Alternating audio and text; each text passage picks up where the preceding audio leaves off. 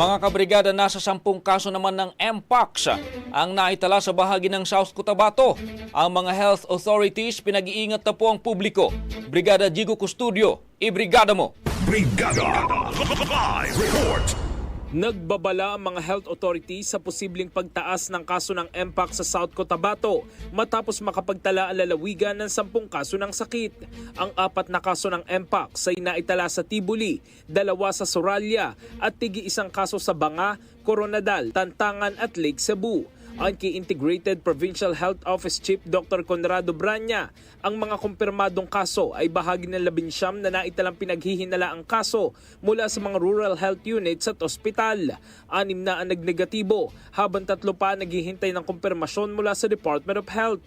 Wala umanong travel history o exposure sa kumpirmadong kaso. Ang karamihan sa mga pasyente at lahat ng kaso ay mild lamang.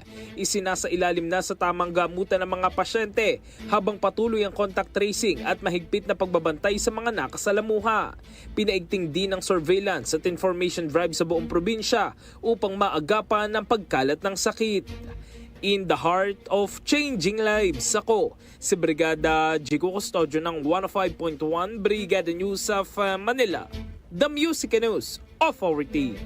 Ang bahaging ito ay hatid sa atin ng Yummyvit ES2 Oral Drops. Simulang tuparin ang pangarap ng iyong anak. And starting now,